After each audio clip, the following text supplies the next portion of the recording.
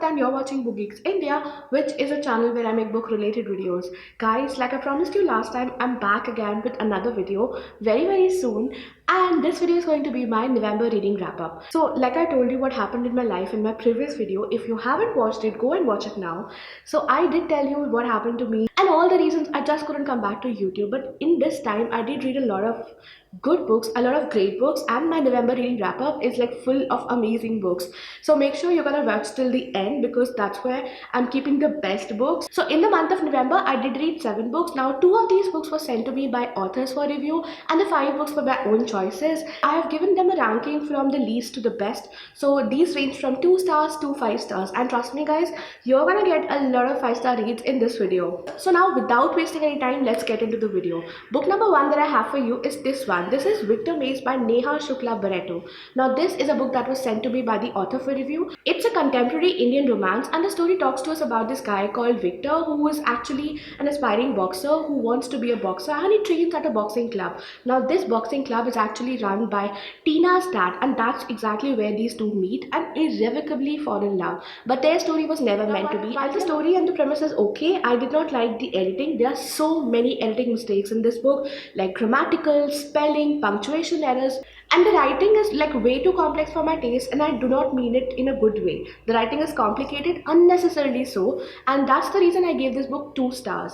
Moving on to the next book. Book number 2 that I picked up was on my Kindle Unlimited. So most of you know I have a Kindle Unlimited subscription, and I was just browsing for a short horror story while I came across this one. The title and the whole blurb seemed interesting, so I thought why not go ahead and give it a look. So this is a book which is very short, like I told you, 36 pages long, that's all.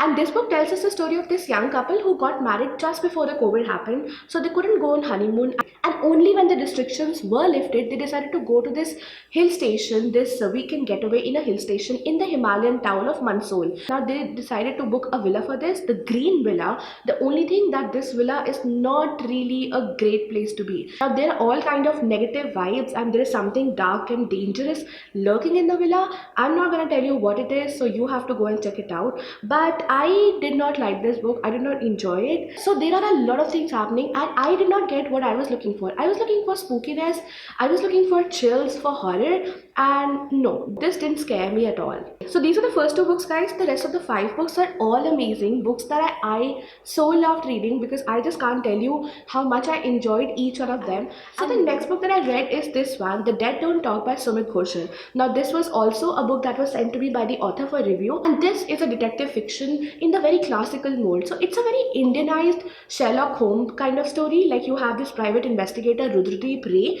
and his associate Sujit, who remind you of Sherlock Holmes and Dr. Watson, and they take you to the 1970s of Calcutta, where there is this murder which has happened in the Ganguly household. Now there is this huge family, a huge 3-generation family living in this palatial bungalow, and then happens a murder inside a closed door. So overall it was a decent entertainer, it had decent characters, and it had a lot of other things that I enjoyed, but the only thing that pulled this book down was the slow pace. So I gave it 4 stars, and definitely I think it was a worthy read.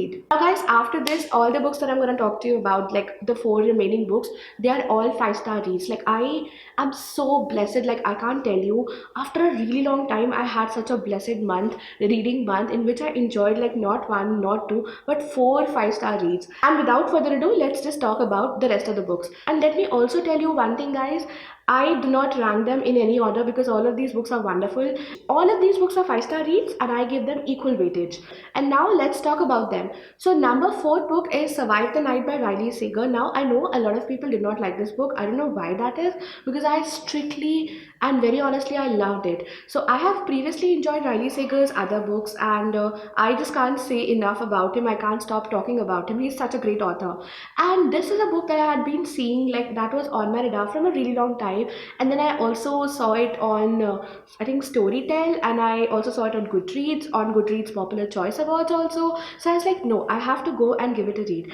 And I picked it up and I loved reading it, like literally loved reading it. So this is a book which talks about the story of this girl called Charlie, who goes to a university because of some reason she has to leave in the middle of the term, and now she has to find out somebody whom she can tag along with. So she chances upon this guy called Josh, who's also going to somewhere in the middle of the term, and what are the chances, right? So Charlie hops on and they go on this ride, except that currently in their university campus there is this guy who's operating as the serial killer, and now that Charlie is on this ride with him in the middle of the night, traveling amidst vast stretches of desolate land, Charlie starts to suspect that Josh might actually be the guy whom everybody is looking for. I'm not gonna tell you anything more. I think I've already told you, but trust me, I have not, because this is strictly what is there in the blurb. I know a lot of you guys tell me that I speak too much, but trust me, guys, I only say what is in the blurb. I do not disclose anything else apart from that. So my lips are sealed. I haven't even told you the entire thing that is there in the blurb, but trust me, guys, the end, you might not like it, because I was a little disappointed in the end. And after I was done reading the book, I went back to the internet and I checked all the reviews online, and I think that is where the major problem area is. But I have told you about the problem area, and even then I'm telling you that I gave that book 5 stars, because wow, it was an amazing read. Like 80% of the book is wow, pure wow. You have that sense of foreboding, you have that dread. Like I had to literally take a break every now and then. I had to give my heart a rest, because I was so invested in Charlie's story. I did not know what she will go through, and oh my god, I felt my heart racing all the time. This is one book that once I started it, I literally could not put it down. I had to get to it, and wow, I loved it. Except the end, like I told you, you might not enjoy it, but apart from that, the book is a great read. Go and check it out. And if I missed telling you, I gave it 5 stars, because yes, it is well deserved. Okay, the next book, guys, is a historical fiction, and this is also a book that I had been seeing a lot on the internet. So I actually listened to the audiobook, and this was on Storytel. I have a Storytel subscription from a long time. I think it's been 3 years or something, and after a long time I'm going back to it. So this is a book that I picked up on there, and I actually saw it on a lot more places. So I think it was on Chapter One bookstores, a website, that I first checked it out, and then it was Goodreads. And then when I saw that this book is also listed on the Popular Choice Awards for 2021, Goodreads one, in two categories, not one but two categories, the best debut novel and also the best historical fiction. So I was like, no, I have to go and give it a go. Now it did not amaze me the way the Four Winds by Kristen Hanna did, but it's a good story and I loved it, and I wow, enjoyed it.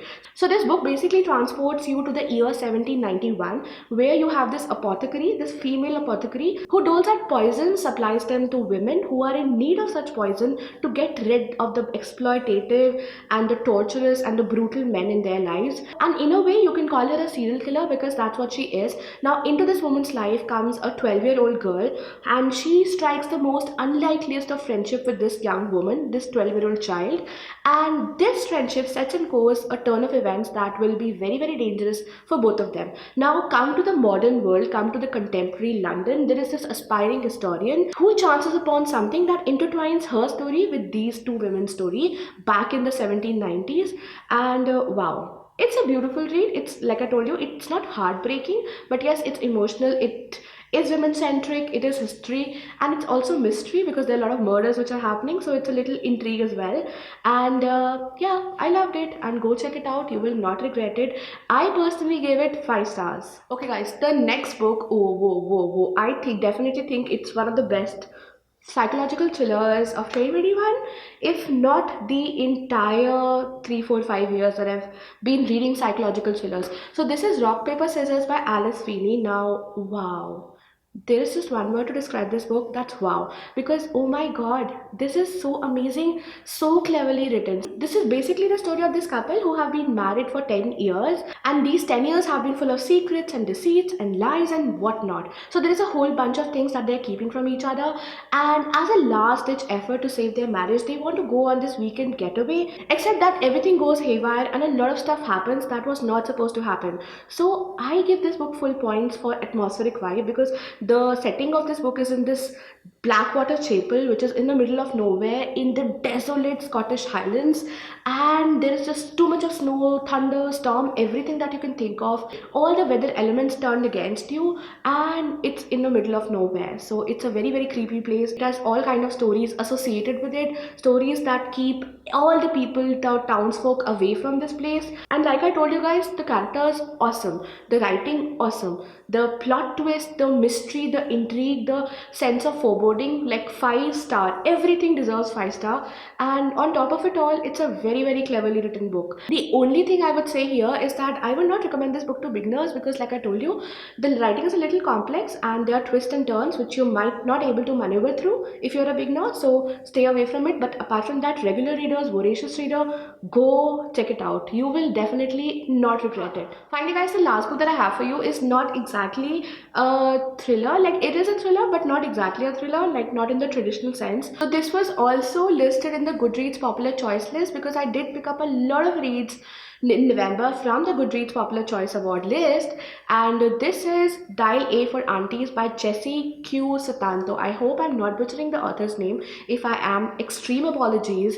And this is a book which is like a combination of many things. So it has a lot of humor, it has that rom-com element, it has laugh out loud moments, it has thrill, it has mystery, it has murder, and then there is like your good old version of brown parents drama or family drama or basically Asian parents drama. So a lot of it, and served in very hilarious and awesome doses.